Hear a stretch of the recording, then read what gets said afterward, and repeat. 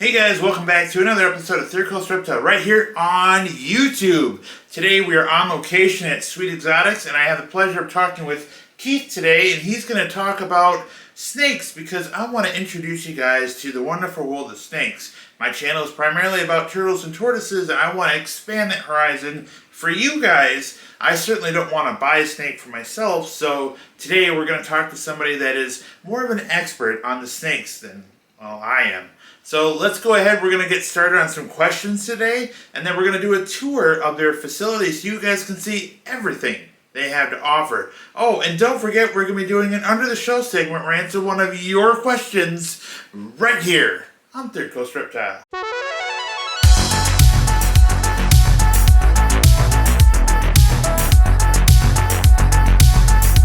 Alright guys, we're going to be talking about Sweet Exotics here. So tell me, how did you get in the hobby, and how long have you really worked with snakes, and what made you gravitate towards snakes as opposed to like tortoises like me?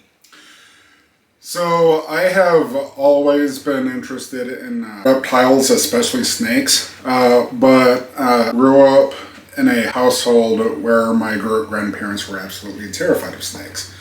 I got my first lizard when I was 5. It was a yellow throat-bladed lizard, which you really don't see around all that often.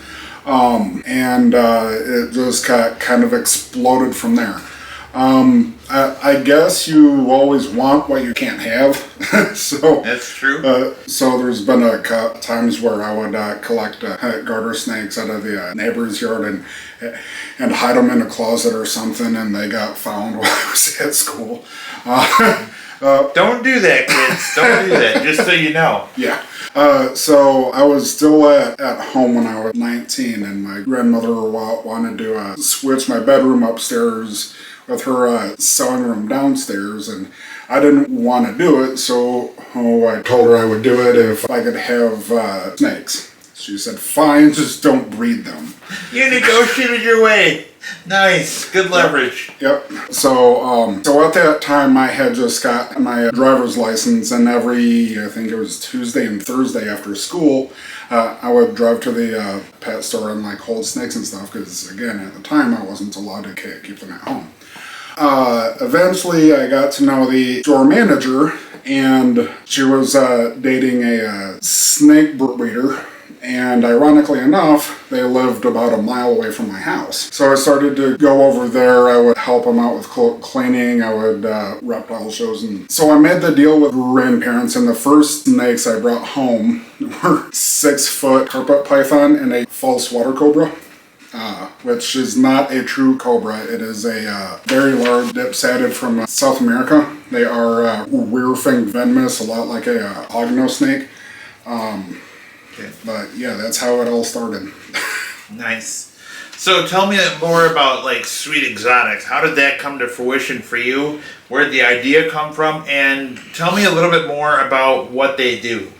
Back when I was in school, a lot like now, all I could think about was reptiles, and I thought that the best way to make my way in life with them was to own a reptile store. So for some school project or something, and put it all into a plan and all this, that, and the other. And my grandmother actually adjusted the name Sweet Exotics when I was back in like middle school or something. For some odd reason that stuck. It's a cool name. I really like it. But when I started to vend reptile shows and stuff, and I really got immersed in the reptile hobby, industry, discipline, whatever you want to call it, my main goal was to be the next like Brian Barczyk or Jay Brewer or whatever. Don't we all strive to be, you know? But on the down low, guys, on the down low, he had snakes in his room, more and more collection than people knew about in the household. Yeah, I'm not condoning this in the least, so let's not. Yeah. One day my grandfather decided to go into my bedroom, and I had, I had a pair of very large Burmese pythons, a pair of yellow anacondas, a pair of Amazon tree boas. I had a rhinoceros viper in my dresser drawer. So again, I'm not condoning this by any means, but yeah. Yeah. Don't do that at all. No. But yeah, I had just lost my job, and grandparents noticed I wasn't asking for like gas money or anything like that because I paid for it all. Hey, you dealing? Yeah. Hey man, you got any more of them snakes? But yeah, that's great. But yeah, I would like to attempt to breed again in the future, but that's not my goal right now. Well, I've seen you post. I've seen you post like you're putting snakes back in the wild where they're supposed to go. Yep. You're doing rescue stuff now, right? Kind of. Yeah. I was told once that if I'm not breeding snakes, I'm not like contributing anything. I'm not going at this as like a financial gain or anything like that. You're doing it for the love of the hobby. Yeah. I decided that instead on like contributing the oversaturation of say ball pythons in the hobby. Yeah. That I would go a different route and try to convince people to stop killing wild snakes. That's a good mission. That's a good mission. All right, guys. Question number 2 on our list is we're talking about snake behavior. A lot of people naturally fear snakes because they don't really know them. So, Keith, tell me a little bit about behavior when it comes to snakes. To be able to decipher if they're in like a fear mode or like a feeding mode, or if they're just being like a comfortable state. How do you know? So a big controversial topic in the reptile community as a whole is anthropomorphizing our animals. Giving what? Anthropomorphizing.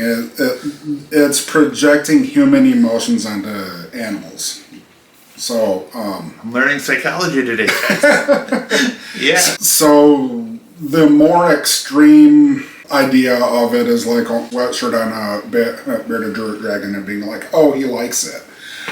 The more realistic approach is more or less trying to see things from their view. Snakes might be long, but they're not very tall. Their entire point of view, obviously depending on the species, might only be like 1.5 inches off the ground. So wild snakes, they see us coming up to them. We look like Godzilla. Like we are big scary monsters that might want to hurt them. We are in their homes, and we are, in a sense, trespassing onto them. If Godzilla were to like walk right through your backyard, you're not going to chase him down and bite him on the ankle. That's just not how things work. Right. Like you might get a shotgun and shoot him because you are scared of him. What I like to tell people is that there is a difference between aggressive and defensive.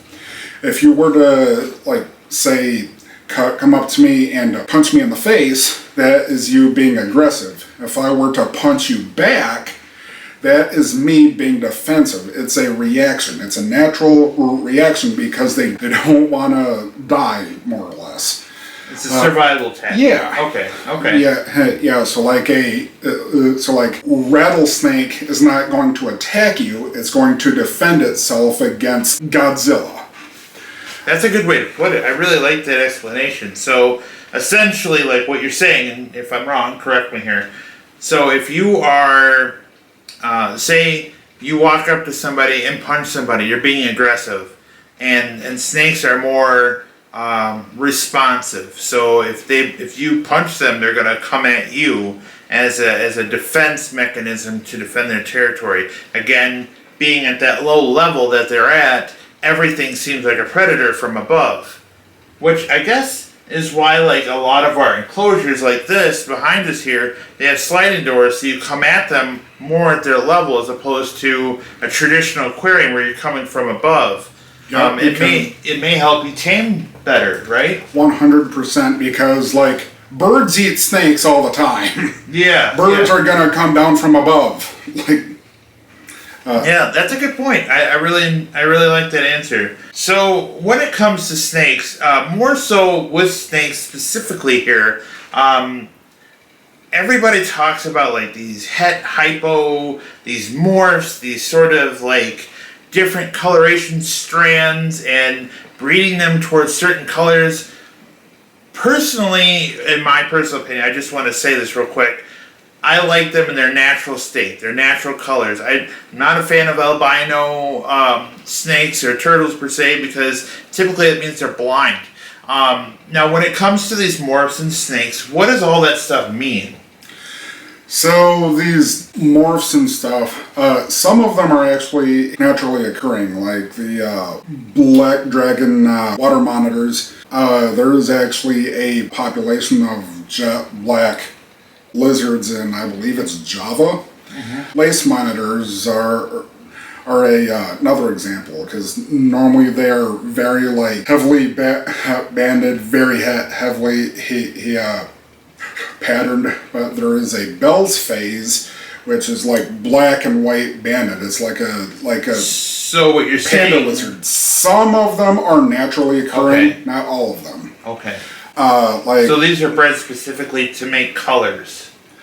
Yes. So there are typically 3 or 4 gene types. I'm not a geneticist, so I can't get like real down and right. For all intents and purposes, we're just trying to figure out like I want to like if to understand like people say it's a het hypo this or whatever. That just means that there are a certain like band or stripe or blotch. Yep. With coloration. Albinism, for example, it is a complete lack of black pigment.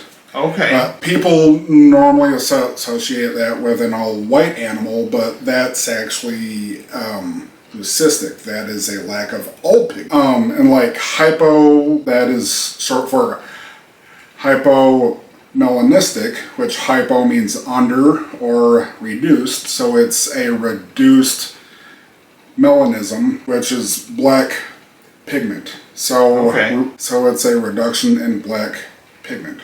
All right, moving on to question number 4 on our list today. The most common snake in the reptile hobby now. More and more I'm seeing of these ball pythons. Tell me the story about ball pythons and why they're so popular to breed now. Are we just getting more successful at it? Yes and yes. Yeah. So originally, ball pythons were actually considered nearly impossible to breed, but with it being done more and more frequently, they're getting more and more domesticated, similar to cats and dogs. So beyond corn snakes, is there another snake that you would recommend for a first-time snake owner? Quite a few, depending on what you're after. This here is called a rosy boa. This is as big as they get. This female here is actually over 25 years old. She was given to me as a breeder, but yeah, this is as big as these guys get. They are very easy to care for. She has eaten mice her entire life. These could be kept in like a 20-gallon tank, as much as I don't like tubs. But other good options would be milk snakes, which can be a bit nervous and flighty, and you're probably not going to see them out a whole lot. Spotted and children's pythons they love to climb, but they have a very strong feeding response. That's something to keep in mind too. Yeah. That could maybe startle a keeper that isn't expecting it. King snakes, like the California king snakes, the Florida king snakes, those things eat just about everything, sometimes including fingers. I've had mine. Let's say you're a young viewer watching the channel today, or maybe you're a parent who knows their child is interested in a snake, and you're terrified of the idea of a snake being in your household, but yet you want to expose your child to the wonderful world of reptiles, or maybe you're, like I said, a child that is like trying to convince mom and dad that this is a good idea and that you're ready for it. What sort of things would you recommend to the parent, or advice you would give to the parent watching today to say that this is actually a really good idea? The vast majority of them don't eat very often. Garter snakes would also be a very good alternative as a first snake because of how active and interactive they are, but they eat a lot more. Okay. And they don't really eat mice, so if you don't want to go in your freezer, good there. A lot of neurodivergent kids can be drawn to snakes, especially if they hold them, they feel the different textures and stuff. So it might be like a therapeutic thing for a child. Yep. Okay. Very, very much so. What sort of age do you think would be appropriate for a child? Is it based on maturity? I mean, obviously that plays a factor, but like, would you recommend like a 5-year-old? Would you recommend a 10-year-old? Like, what sort of age-ish type thing would you recommend for the first-time snake owner? Again, that depends on the individual. Co-parent, of course. Co-parent, of course. Because you always want to have parental supervision with any live animal care to make sure that the welfare of the animal is taken care of, as well as safety. So, what sort of age group were you thinking? Again, it's highly dependent on the individual pet, parent, and child. A friend of mine just got her, I think he's 8 now, son his first caught corn snake. He's doing phenomenal. He's taking notes on behavior, but like my own daughter, she's not very responsible, so I wouldn't trust her with her own. Yeah. So if you're looking, I guess, in my realm, in my expertise, and I can kind of apply this to snakes too. As a child, you want to see them exhibit characteristics with your reptiles. So you want to show them like it's beyond the wow factor, the honeymoon phase with your reptile where they're excited and then like a week later they're bored with it. The things you want them to do is kind of do research, and do research actively on their own, where you're not constantly saying, did you check this out? Did you look at this? What kind of care requirements do they need? You want them to naturally have those sort of answers and have that sort of vested interest. And then, I guess, kind of time frame wise, I would want to see them like, a month to 2 months of consistently bringing it up and talking about it over and over and over again, versus child at school has one, I want one now. You want to avoid that sort of thing. And always, guys, no matter what, captive bred is the only way to go. You're only going to get disappointed if you get one out of the wild. Post I made, if you only care about the snakes in the box and not the ones in the wild, you don't really like snakes all that much. Alright guys, we're going to go ahead and head into the Under the Shell segment where I answer one of your questions right here on Third Coast Reptile. Got questions? Then get your answer right here on Under the Shell. Alright guys, for today's Under the Shell segment we have a question from Dean. And Dean asks, can your water cycle be too clean in your turtle tank? And that's for aquatic turtles. The answer is yes. Yes it can. Being overly clean can rob that water of minerals and beneficial bacteria. Now, the minerals will not be as big of a deal, but the nitrogen cycle is. And when you rob that bacteria, it disrupts that nitrogen cycle. And because it disrupts that nitrogen cycle, that's when you get these spikes in ammonia, which is a result of animal waste because it's not able to break it down properly. Remember, we're trying to mimic our natural environment with all our animals, and overly cleaning our water is just not natural. If you want your question answered for the Under the Shell segment, you can do so in one of 3 ways. Number 1, you can ask your question right here in the comment section of this here video. Number 2, you can go to the Third Coast Reptile YouTube community chat and ask your question there, or simply go to the Third Coast Reptile Facebook page and ask your question there. Alright guys, let's get back to the video. So what do we have here again? This is a gopher snake.